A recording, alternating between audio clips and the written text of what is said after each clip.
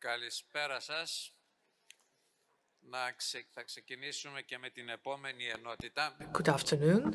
Let's start with our next session. I want to thank you for your presence here this afternoon and for your patience.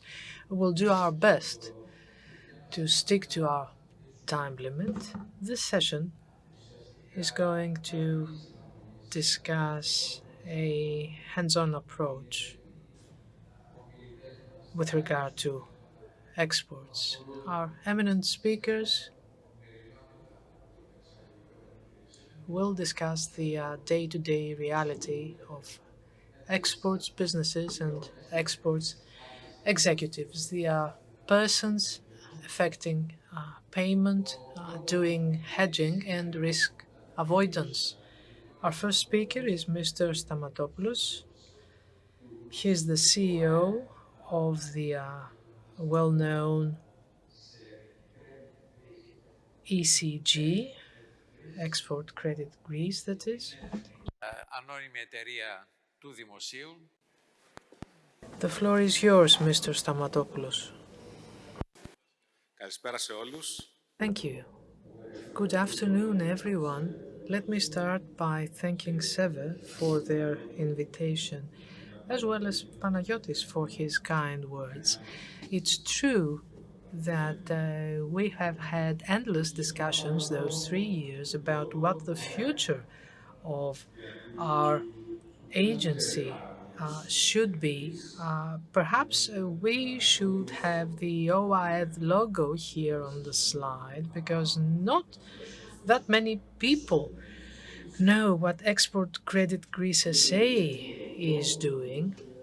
As you can see on my slide, we started off in 1968, actually, and in 2019 we took office, and in March 2022 the new law was passed, which made us an SA, and we are here for the Greek exporters. We used to be called a credit insurance agency. Today we are called Greece's Export Credit Agency. Our exporters used to get confused with the word insurance, but ECAs around the world do not just provide insurance. What we want to do is for our exporters to grow. So following the passing of the 2019 law, we started off and we tried to find out which is the best model. The Italian model is a very good one. SACE is Italy's ECG and maybe one of the most innovative and most modern ECAs worldwide. We met with the Prime Minister. The new law was passed in March 2022, and from that point onwards, we stuck to our new business model. We still are a public sector agency. We have a staff of about 30. We are rolling out our new tools. Our Italian colleagues are carrying out training activities in our Athens office as we speak. We're trying to go paperless. We're trying to provide a digital platform to our Greek exporters. In September 2023, we will launch our new products that will be ready for the Greek exporters to use. When we took office, not all of those departments were there. We talked to the Italians, and this is our current organization our current organization chart as it stands.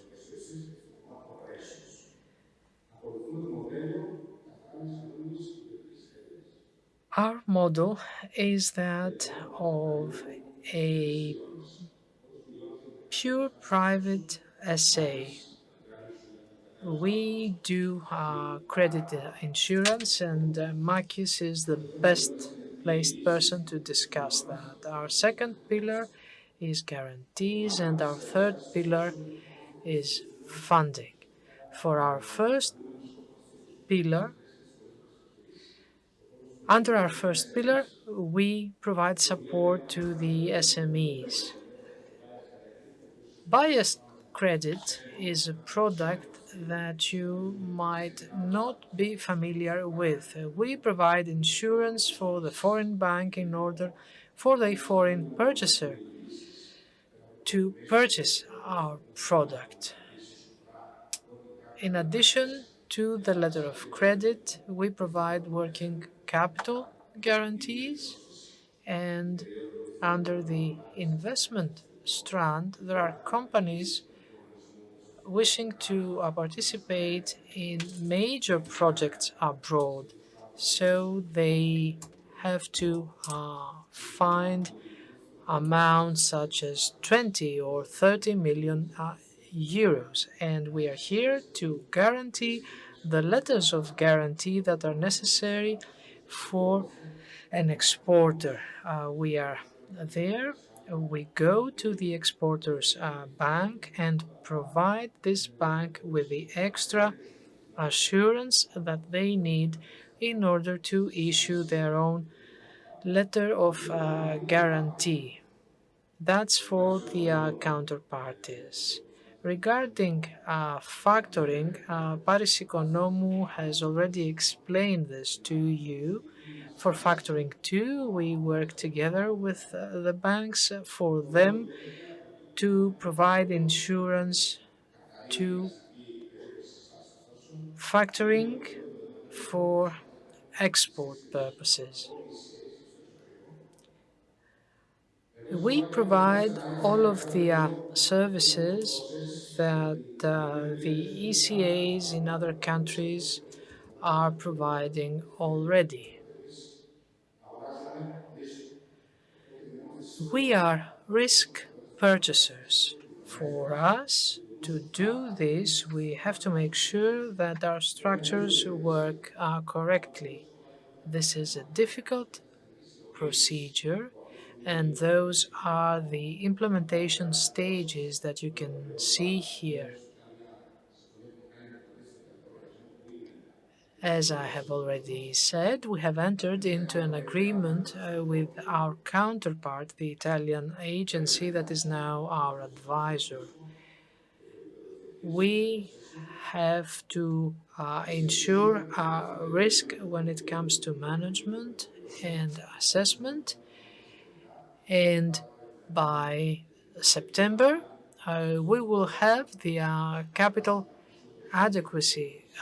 Capital adequacy is a sine qua non. This is our plan,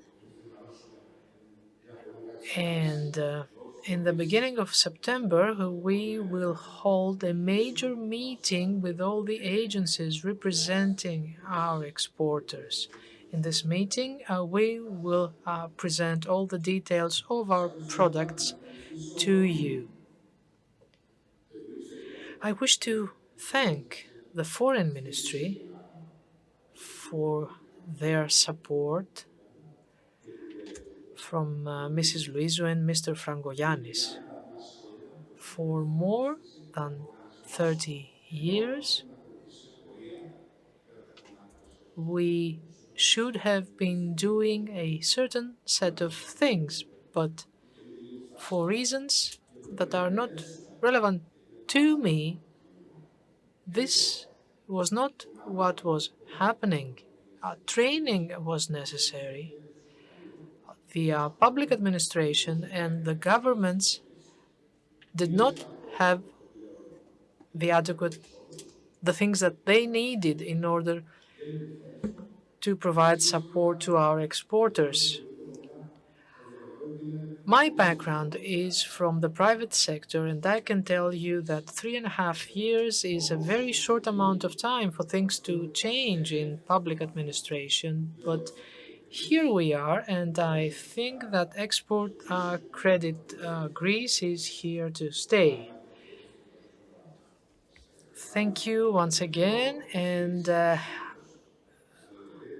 I want to commit myself when it comes to providing support to the Macedonia the Great label. We will do our best for this as well. Thank you. Ευχαριστούμε κύριε Σταματόπουλε, κυρίως για την... και κυρίως. Well, thank you very much.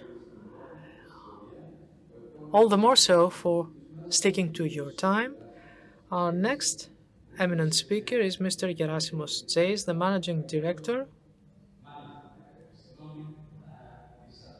for Atradius for Greece and Romania.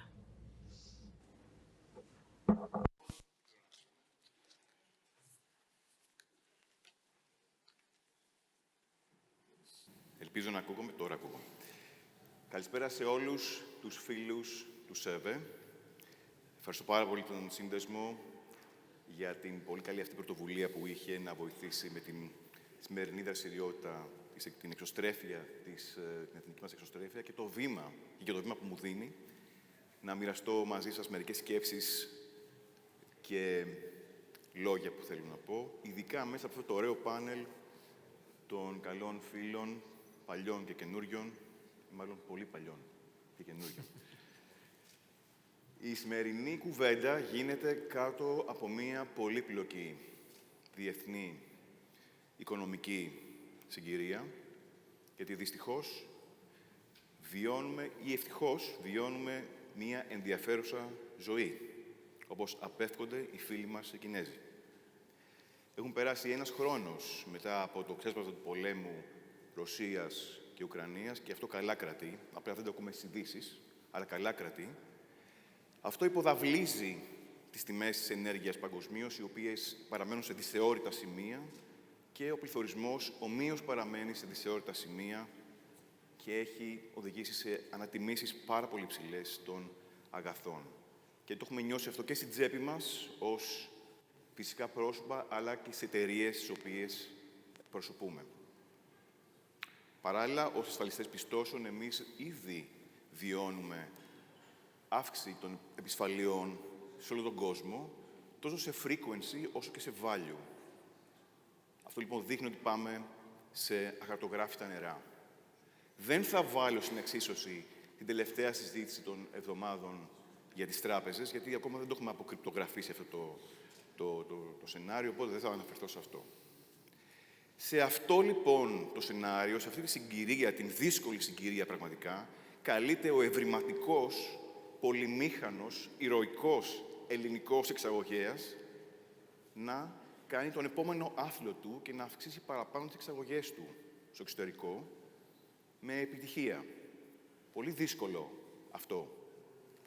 Σε αυτό το ταξίδι του, το βέλτιστο εργαλείο είναι η ασφάλιση των εξαγωγικών πιστώσεων, των εμπορικών εξαγωγικών πιστώσεων. Για όσους δεν ξέρουν τι σημαίνει αυτό, είναι η ασφάλιση που προστατεύει τον εξαγωγέα από τη μη πληρωμή ενός οφειλέτη που έχει πουλήσει στο εξωτερικό, επιπιστώσει και ο τελευταίος δεν πληρώσει. Άρα, αν ο οφειλέτης δεν πληρώσει, τότε θα πληρώσουμε εμείς, οι ασφαλιστές. Αυτό καλύπτει τις πιστώσεις για τιμολογημένες πωλήσεις αγαθών ή παροχή υπηρεσιών και για short-term credit insurance, δηλαδή για 6 μήνες το πολύ πίστοση, όχι παραπάνω. Η πίστοση αυτή, η ασφάλιση αυτή, παρέχεται μέσω πιστωτικών ορίων. το οποίο πιστωτικό όριο το επιλέγει ο ασφαλισμένος, ο εξαγωγέας, δια κάθε έναν οφειλέτη που θέλει να εξασφαλίσει στο εξωτερικό, το οποίο αυτό ζητά και εμείς καλούμεθα να εγκρίνουμε ή όχι να εγκρίνουμε. Για να αποφασίσουμε όμως τι θα κάνουμε, πρέπει να αξιολογήσουμε το αξιόχρεο του οφειλέτη αυτού. Και αυτό γίνεται με δύο τρόπους. Με το να ελέγξουμε τα εμπειρικά στοιχεία που έχουμε εμείς πάνω σε αυτόν και τα οικονομικά στοιχεία που έχουμε πάνω στον οφειλέτη. Τα τελευταία οικονομικά στοιχεία τα αγοράζουμε από τράπεζες πληροφοριών όπως η ICAP, η Dun & Bradstreet κλπ. Τα δε εμπειρικά στοιχεία τα συλλέγουμε από τις δικές μας μελέτες που έχουμε στη διάθεσή μας. Αυτό οδηγεί στο πρώτο benefit της ασφάλισης πιστώσεων, το οποίο είναι το αντικειμενικό credit control. Και αντικειμενικό διότι έχουμε την πολυτέλεια να καλύπτουμε, να ασφαλίζουμε πολλαπλούς προμηθευτές εξαγωγής σε έναν αμοιβαίο οφειλέτη.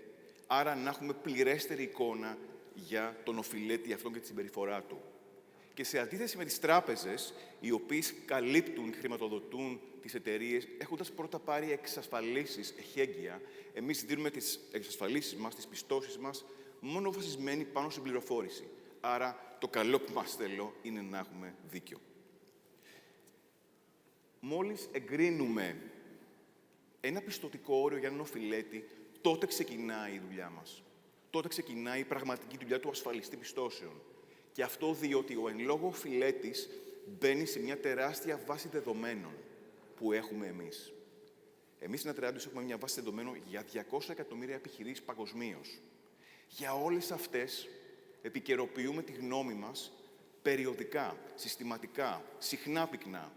Αξιολογούμε αυτές τις εταιρείες συνέχεια. Assessment on those companies. We have to keep on receiving information about all these companies.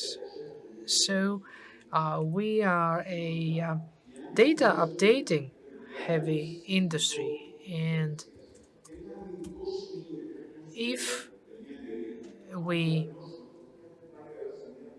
diagnose that something is wrong, then we need to timely inform the exporter, the supplier, to steer away from this debtor, that they need to cut their exposure or discontinue their cooperation. And in this way, we can protect our exporters from not selling to a bad debtor.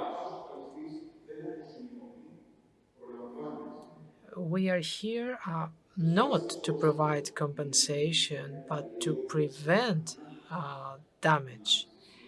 And our credit insurance is a tool of support. We are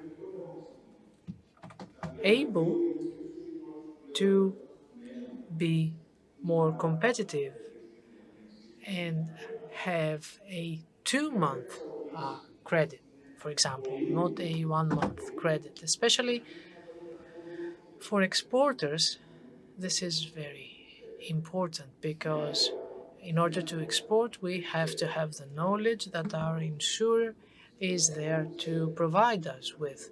We may know how things are run in Greece, but we don't know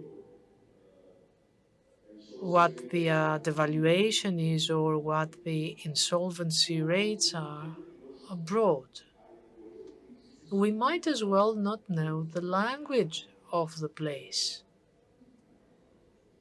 So we need to make sure that someone has our back. However, damage does happen. We do not know everything, and maybe some companies are not going to pay our exporter at all. In that case, your credit insurance scheme will give you compensation in case your debtors go bankrupt or if they don't pay you within a 6-month interval. And this is an unbelievable benefit because you're in a position to know when you will collect your compensation. You know it. You know what the very calendar date is going to be.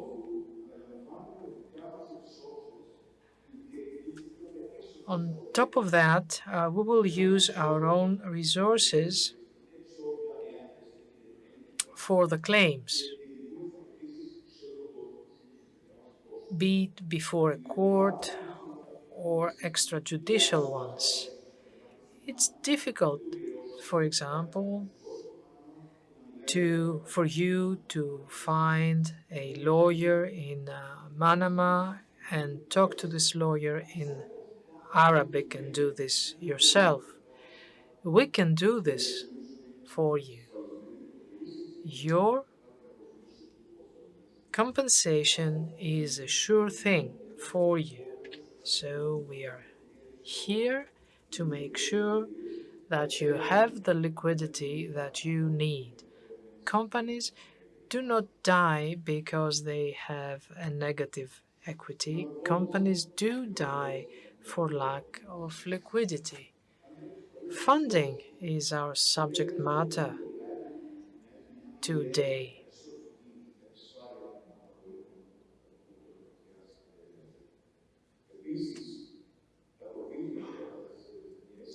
Provisions for damages are very, very low, such as the impact of receivables under the IFRSs.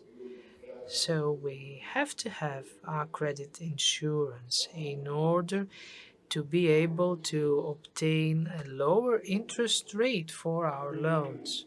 Having said that, one of you might say that, I cannot afford to spend the next 3 months without receiving any money. I have to have working capital. This is very easy for credit insurance to provide because insured receivables have A-rated collaterals. So your receivables can be given over to credit institutions,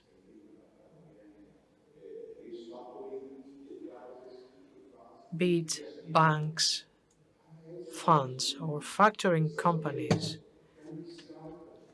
In this case, as an exporter, you get discounts so you can have cheaper working capital.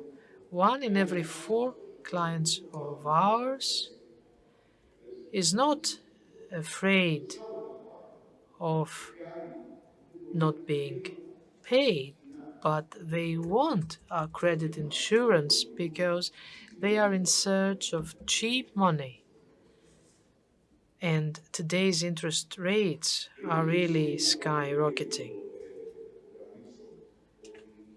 Before I close, let me underline that damage is subtracted from your profit, not from your turnover. If your profit margin is 4%, for example, will require 500,000 divided by your profit margin. Otherwise, you won't be able to digest this damage in your budget.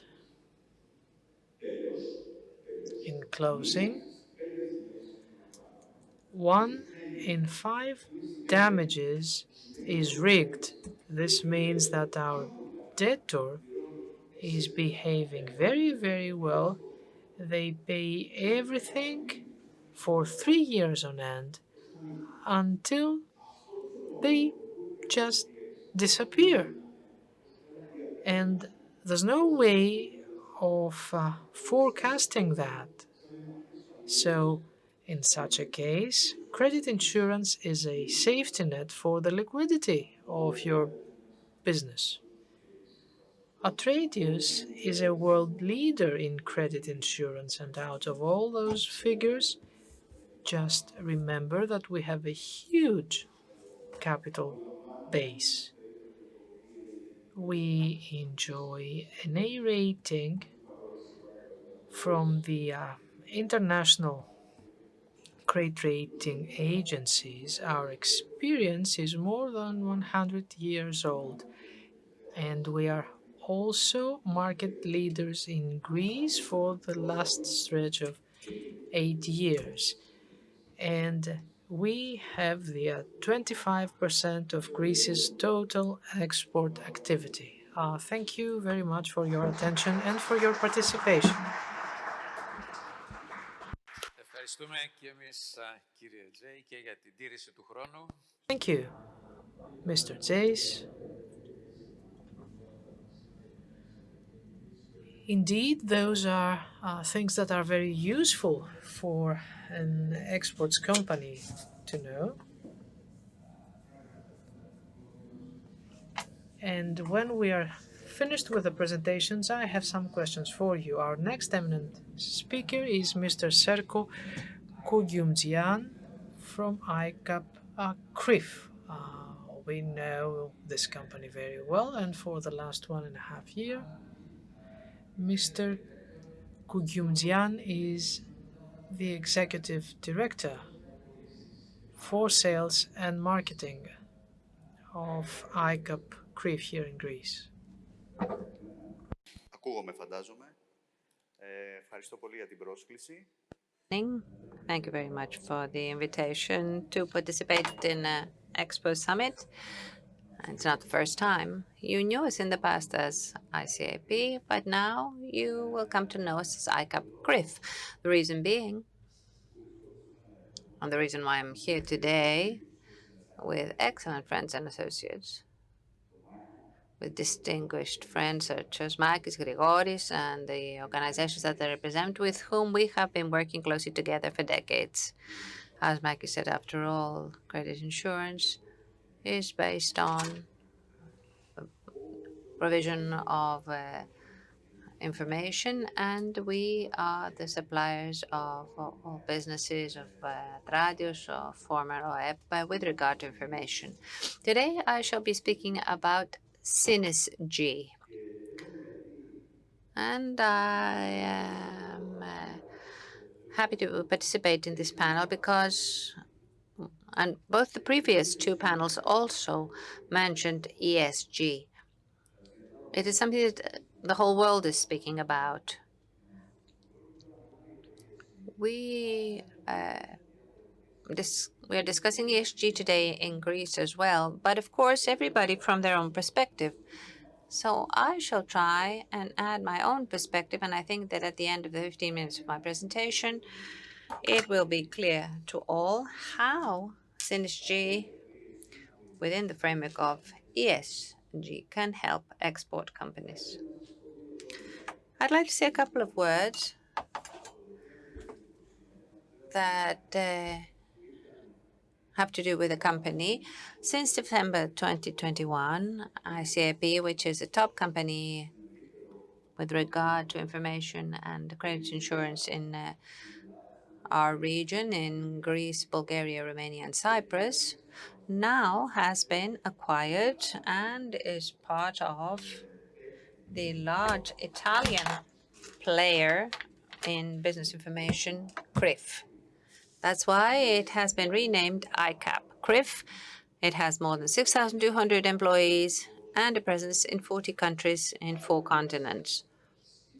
It provides special services in the field of business information, analytics, outsourcing, and processing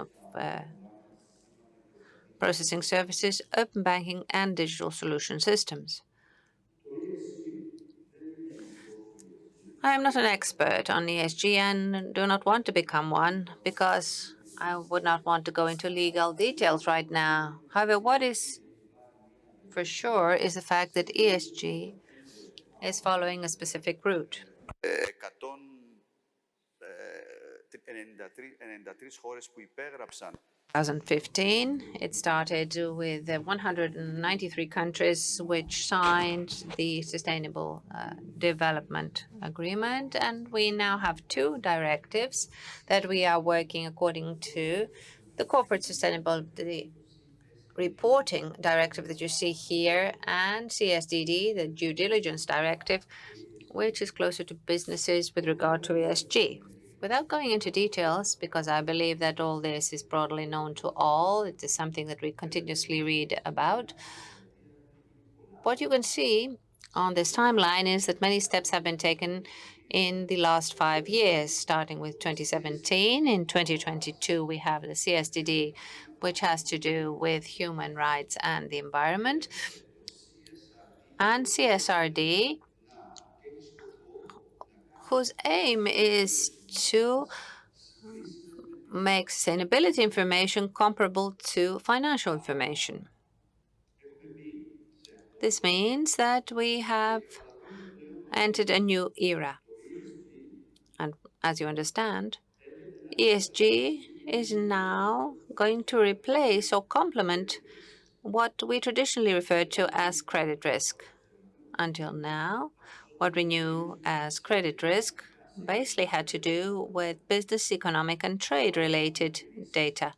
Now, what we define as credit risk will also be based on data which have to do with ESG, and that is why this whole system has begun to operate in this way. ESG scores are being introduced everywhere, ESG ratings in the banking sector, in all businesses, and in the supply chain as a whole with regard to the environment. Who is affected by this? Does it concern us all? You may ask. Well, you shall see that actually it does concern us all, both large businesses, which are obliged to follow certain rules. Large businesses also want to be aware and know about their supply chain and have the relevant information, the supply chain they base their services and products on. But also it is of interest to SMEs because they usually provide services and products to large businesses and must meet certain standards in order to be able to continue to operate. And the banking system is added to all this that sets the rule for sustainable financing. And this affects the financing of businesses from now on. This means that we are now on a one-way route with no turning back. And why are companies focusing on ESG, you may ask? Well, a very important tool for investors is ESG. Some studies say that 90% of investors are now going back without any agreement when the businesses that they want to sign a contract with do not meet ESG criteria. ESG is also emerging as a long-term business strategy with regard to the development and prediction of business risks. ESG also helps with cash flow because if you have a higher ESG criteria results, you are more competitiveness and you are more competitive, and that helps the company's cash flow. Finally, large companies are setting as a precondition to the SMEs they work with that they meet ESG criteria. Now let's look at the real picture, which is totally different today. There is a lack of transparency and a lack of traceability.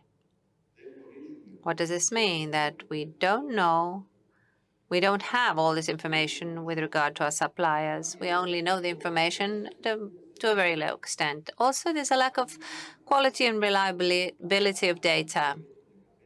We have some simple questionnaires nowadays circulating in the marketplace, and businesses are asked to complete them and think that in this way they meet certain criteria, but that is not the case. There is also a lack of systems for the collection and analysis of data. And finally, if we look at emission of pollutants, we will see that most companies have far exceeded the 1.5 limit. How can SYNESG help you in this? SYNESG is a global alliance of top companies, leading companies, helping the transition to sustainability through data and information collected through a digital innovative platform. We're talking about a sustainability network. Who created this network? Well, it was created by CRIF, which means that all companies that belong to CRIF promote this in their own countries. Why did CRIF create this network? Because sustainability development is part of the vision of the company. It is one of its top priorities, and that is why you see a large number of initiatives undertaken from 2018 to 2022. In recent years, peaking with the establishment of the SYNESG platform and its launch in all the countries involved. How does this platform work? To put it simply, it connects the supply chains with the suppliers.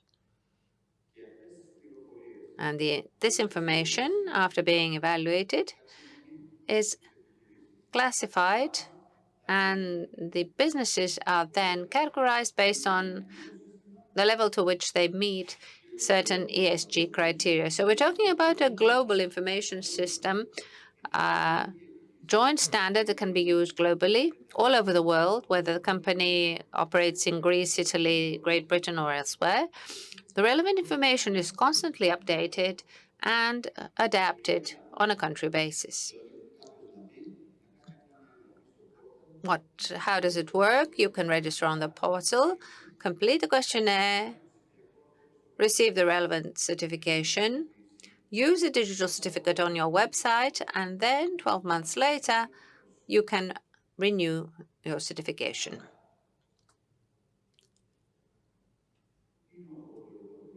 What does the questionnaire consist of, you may ask? Is it quite simple?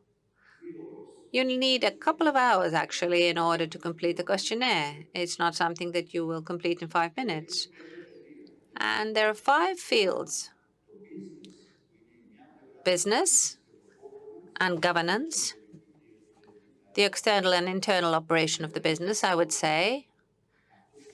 The questions involve these 2 fields. And then there are questions about environmental and social issues related to the company, and also 35 micro-industry fields.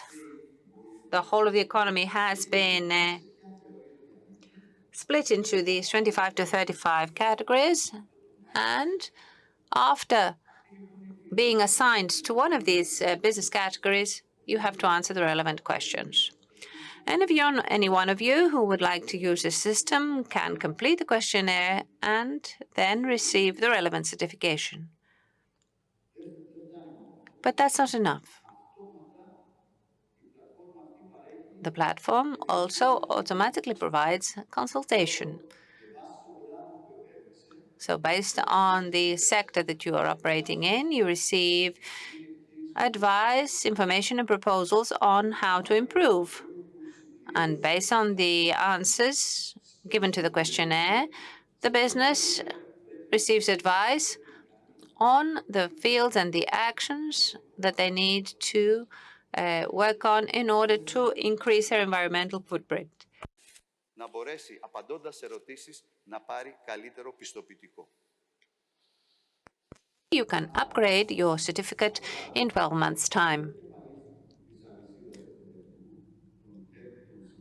So who is the one to become involved in answering the questionnaire? The head of the supply chain, because he can or she can use a free platform in order to motivate his or her suppliers to also complete the questionnaire and receive a certificate,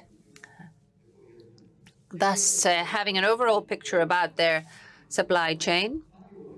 And also, the platform is of interest to the supplier, who can fill in this information on the questionnaire for free. And when they wish to renew the certification in 12 months' time, then there will be a very low premium to pay. More than 850 supply chain leaders have already registered on this platform, along with 230,000 suppliers from Europe and the East, from Asia, who are currently registered on the Synergy Sustainability Network. That is all I wanted to say, and I'm at your disposal for any questions. Thank you. Thank you very much, Mr. Kuyumjan, for your very interesting presentation. ESG is indeed gaining ground very rapidly and has been introduced in many business sectors, banking, and many other fields. And I know that there are businesses who nowadays ask their suppliers to meet specific ESG criteria in order for them to do business together. Thank you very much to all three speakers. We have a little time available. Your presentations were quite fast, which means that I have time for a couple of questions. First of all, I'd like to clarify something, Mr. Stamatopoulos, with you. So if I understood correctly, right now, export credit Greece is in operation. Is it still offering its services, or is the various realignment of the company chain continuing, and you will be open in autumn? No, we continue to operate in our previous form, and right now we are preparing to offer our new products in September 2023. And could you tell us in a couple of words what improvements will be made to the services you are currently offering to export companies? What will be new? How are you going to improve the services you offer? Well, compared to the past, there are many things that will be changing. The most important thing is that we have adopted a new mentality, and we are offering new services as a paperless digital company. We're going to change internally and vis-à-vis our clients. We are always a client-centered company. We want to move away from the introversion of the past and to become much more extroverted. And as you understand, this means that the former employees of the company with the new personnel that has been recruited must find a way to work together in harmony. This is one of the challenges we are currently experiencing, and also client services and going door to door with all our products and services, which is something that we're going to start in September 2023. Thank you very much. I wish you all the best, both for the benefit of the company and of the export companies that will be working with you. The next question is for Mr. Zeis and Mr. Kuyumjan, and it has to do with the general climate that has been created in the last year and a half. Risk has increased significantly in recent months, the last 12 or 15 months, potentially due to the invasion of Ukraine, and also before that, due to the disruption of the supply chain, which caused problems with exports. And also, more recently, due to the well-known problems present in the banking sector worldwide. Have you seen this affecting insurance and the collaboration of export businesses with you, with a regard to them insuring themselves against risks, default, etc.? Would you like to start? Yeah, well, this is a natural development of the whole business because the demand of by exports with regard to insurance for export credit has increased. They understand the risk, they feel it in their skin globally, and they are asking for more insurance for their exports as a result, both in order to make the right decisions with regard to their sales and exports, and also vis-à-vis any unforeseen events. That's why, and allow me to add this, that we have also invested greatly in technology as well, as Grigoris mentioned for his company, with the goal to accelerate our response to questions about where and how we export, we insure exporters, because we want to avoid any mistakes of the past, which have a very high cost for both sides. For example, insuring exporters vis-à-vis exports or issues of products that where we should not, or vice versa, not insuring them when we should. So we need to make smart decisions with regard to credit limits and help exporters in the right way. Very good. Thank you. Yes, I was interested in hearing whether companies such as yours feel that there is an increased risk and whether you're actually trying to safeguard the companies you work with in relation to this. Mr. Kuyumzan, I think I need to make a general comment and say that we need to get accustomed to living at a time of high risk nowadays, from now on, because something ends and something new appears.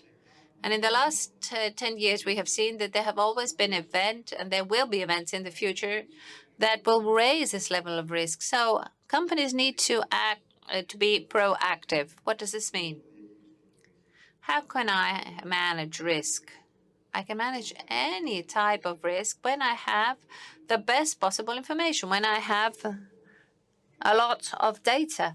Otherwise, I cannot operate efficiently. So I need to see who will give me the most information, the best information, and then have recourse to companies such as credit insurance in order to reduce this risk and limit losses. Previously, I said at the end how synergy can help businesses.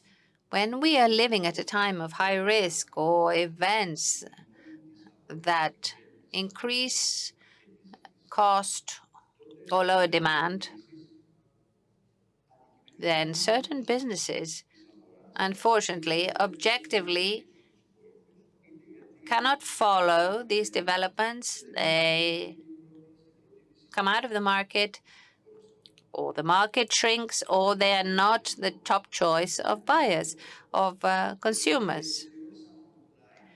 So when companies view ESG not as a tool for compliance, but as a tool that increases competitiveness,